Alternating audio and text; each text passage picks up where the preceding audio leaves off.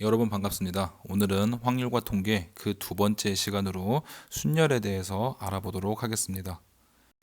오늘 여러분들과 순열의 의미를 다시 한번 복습하고 다양한 문제 상황 속에서 순열의 수를 함께 구해보도록 하겠습니다.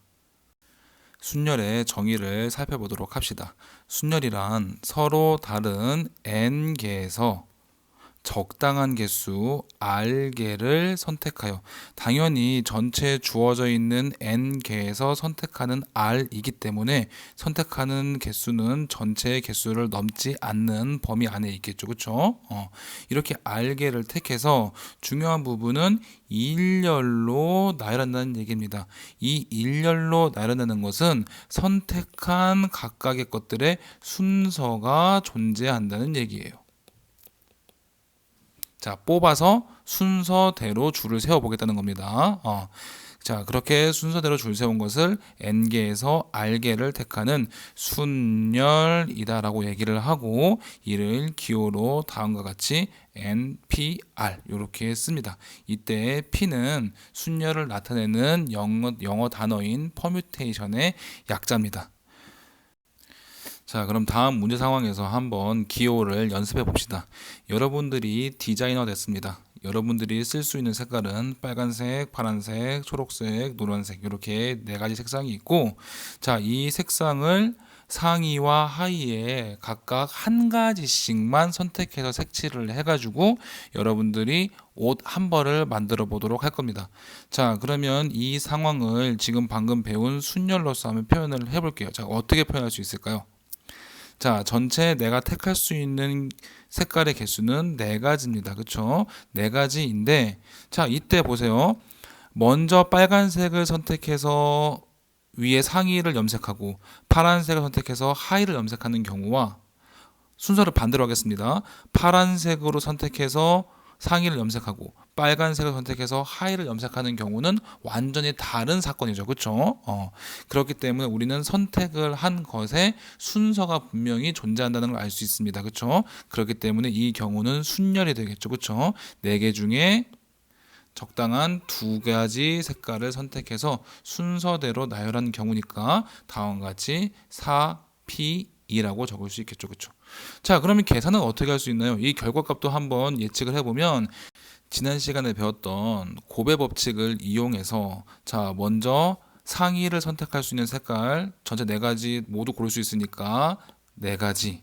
근데 만약에 한 가지가 골라지고 나면 하의를 색칠할 수 있는 색깔은 한 가지 색을 제외한 세 가지가 되겠죠. 그렇죠? 자, 근데 상의, 하의를 동시에 색깔을 입혀가지고 옷을 만들어야 될 테니까 이건 사건이 잇따라서 발생한 거기 때문에 이렇게 곱의 법칙에 의해서 전체 12가지의 코디가 발생할 수 있다는 걸 예측해 볼 수 있습니다. 자, 그래서 일반적인 순열의 계산 방법입니다. 자, 서로 다른 n개에서 r개를 택하는 순열의 수를 구할 때는, 자, 먼저 봅시다. 주어져 있는 전체 개수는 n개입니다.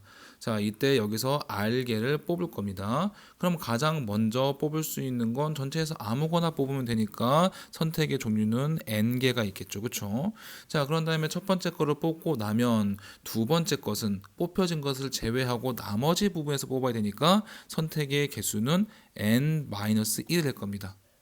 자, 세 번째 뽑기 위해서는 첫 번째 거, 두 번째 거 뽑혀진 거를 제외하고 뽑는 거니까 당연히 두 개를 제외한 n-2개가 되겠죠. 그렇죠? 자, 이렇게 쭉쭉쭉 뽑아서 총 몇 개를 뽑을 겁니까? n개를 뽑을 거니까 곱해져 있는 각각의 숫자는 n개를 곱해서 전체 순열의 개수를 구할 수가 있겠죠. 자, 그래서 실질적으로 순열의 개수를 한번 구해봅시다. 3P2는 뭘 의미합니까? 자, 3은 전체의 개수, 2는 그 중에서 두 개를 뽑아서 순서대로 나열하라고 했으니까 첫 번째로 뽑을 수 있는 것은 세 개 중에 아무거나 뽑으면 되니까 세 가지 선택권이 있고, 그 다음에 한 개를 뽑고 나면 두 번째 선택할 수 있는 건 하나 제외한 두 가지에서 뽑을 수 있으니까 전체 개수 6인 걸 알 수 있겠죠. 자, 그러면 연습해 봅시다. 4P3은 어떻게 계산할 수 있나요? 4부터 시작해서 한 개씩 줄여가면서 몇 개를 곱하면 되나요? 3개를 곱하면 되겠죠. 그렇죠? 계산해 보면 24 이렇게 될 수 있겠습니다. 자, 그럼 실제 문제를 한번 해결해 보도록 하겠습니다.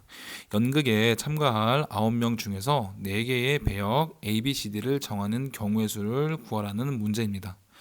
자, 그러면 전체 참가할 9명 중에서 선택하는데 이때 A, B, C, D는 서로 다른 배역인 거죠. 그렇죠? 그러니까 9명 중에 4명을 단순히 뽑는 것만 문제가 아니라 뽑아서 A 자리, B 자리, C 자리, D 자리를 순서대로 나열하라고 했으니까 이건 순열을 이용한 문제가 되겠죠.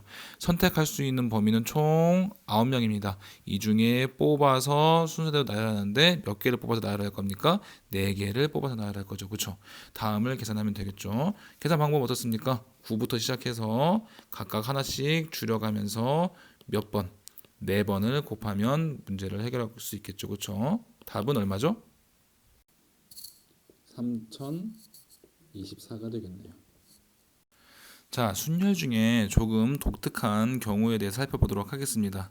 자, 순열은 전체 중에 그 중에 일부 몇 가지를 뽑아서 순서대로 나열하는 것이라고 했는데 조금 특별하게 전체 개수 n개에서 n개 모두를 택하는 순열도 생각해 볼 수가 있습니다. 그렇죠? 자, 전체 n개에서 n개 모두를 뽑아서 순서대로 나열하라고 했습니다. 자, 그런 경우는 n부터 시작해서 한 개씩 줄여가면서 전체 몇 개, n개를 뽑을 거니까 맨 마지막에 곱하는 수가 1이 되겠죠. 그렇죠? 이렇게 1부터 n까지의 모든 자연수를 차례대로 곱한 것을 우리는 뭐라고 부르냐면 n의 계승이라고 부르고 다음과 같은 기호로 씁니다.